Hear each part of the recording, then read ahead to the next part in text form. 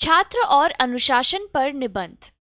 अनुशासन की आवश्यकता जीवन के प्रत्येक प्रहर, प्रत्येक स्थान में है, लेकिन सबसे अधिक आवश्यकता छात्र जीवन में है।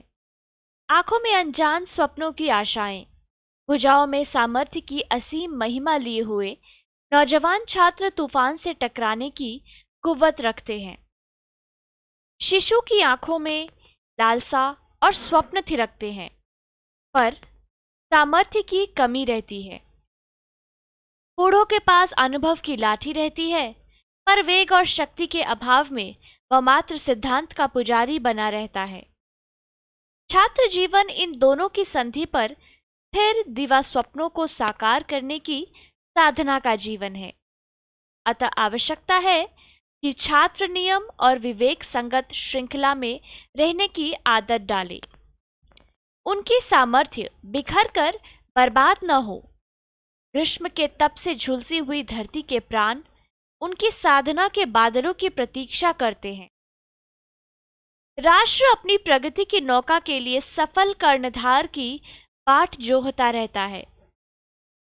संस्कृति की देवी विकास पथ की ओर दिशा खोजती रहती है और सभ्यता के दुर्ग समर्थ प्रहरी की अपेक्षा रखते हैं।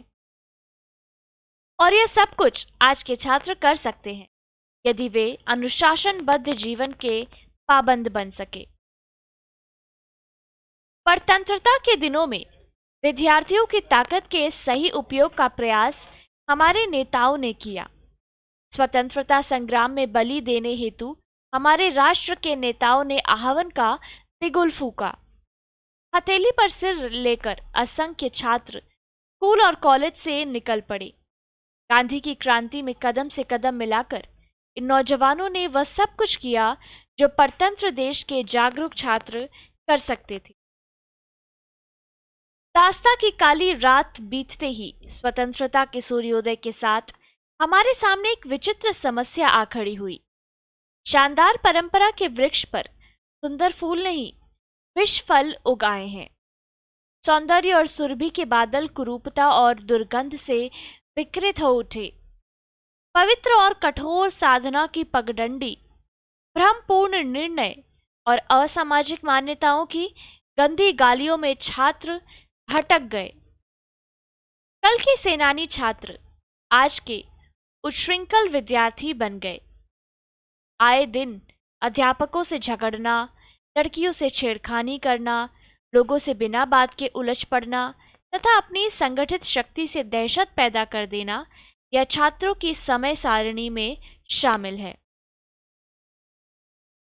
अनुशासन भंग करने के अपराध में यदि किसी छात्र को दंड मिला तो सारे विद्यालय में हड़ताल हो जाएगी।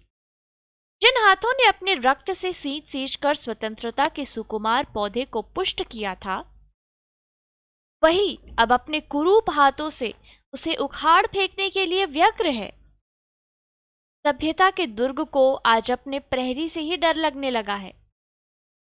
आज की प्रायः अधिकांश छात्र उच्छृंखल, विवेकहीन, अनुशासन का विरोध करने वाले, निरंकुश और असामाजिक व्यवहारों के प्रतीक बन गए हैं। छात्रों के बीच अनुशासनहीनता का भाव आज राष्ट्रव्यापी आंदोलन की तरह व्यापक हो चला है। आए दिन समाचार पत्रों में हम पढ़ते हैं तथा आए दिन हमारी आंखों के सामने चलते फिरते दृश्यों की तरह घटनाएं गुजरती रहती हैं। एक सामान्य आदर्श और लक्ष्य के अभाव में आज छात्रों की साधना में विशृंखलता आ गई है। अनुशासन के महत्व से शक्ति का संयम होता है, उसका दुरुपयोग नहीं होता। राष्ट्र के नेता ठोस रचनात्मक कार्य की कोई भी योजना उपस्थित नहीं कर पाए हैं, जिसकी सिद्धि हेतु छात्रों की सामूहिक शक्ति का उचित उपयोग किया जा सके। अनुशासनहीनता का दूसरा प्रमुख कारण है छात्रों के पढ़ने व रहने आदि की सुविधाओं का अभाव। 50-60 वर्ष पूर्व कॉलेज की स्थापना 500 छात्रों को ध्यान में रखकर की गई थी और उसी परिधि और घेरे में 2000 से भी ऊपर विद्यार्थी पढ़ते हैं। उनकी सुविधाएं नहीं बढ़ पाई हैं। राजनीति और दलबंदी के चलते भी छात्रों में अनुशासनहीनता का भाव फैलता है। शिक्षकों और शिष्यों के बीच पारस्परिक सद्भाव के अभाव में भी अनुशासनहीनता पनपती है। शिक्षा के प्रति, गुरुजनों के प्रति जहाँ विरक्ति का भाव हृदय में उतरा कि नियम और श्रृंखला के विवेक और अनुशासन के धागे टूटे। आज की शिक्षा प्रणाली भी अनुशासनहीनता को प्रोत्साहित कर रही है।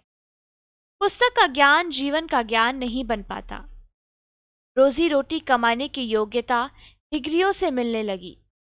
जीवन के संघर्ष में डिग्रियां कारगर नहीं हो पाती है। छात्रों की अनुशासनहीनता के लिए उनके माता पिता भी कम जिम्मेदार नहीं हैं। अनुशासनहीनता की समस्या पर विचार करने पर हम इस निष्कर्ष पर आते हैं कि अनुशासनहीनता के लिए जिम्मेदार वातावरण, समाज, राजनीतिक दल सभी हैं। आज प्रत्येक चिंतन, मननशील समाज सेवी का यह कर्तव्य हो जाता है कि वह इस समस्या पर गहराई से सोचे और तब ठोस कदम उठाए। अनुशासन के महत्व को जीवन में प्रतिष्ठित किया जाना चाहिए। छात्र जीवन ही वह स्थिति है जब क्यारियों में बीज बोए जाते हैं, उन्हें शीतल जल से सींचा जाता है। अनुशासन प्रेरणा से लेकर सृजन तक की श्रृंखला को देखता रहता है।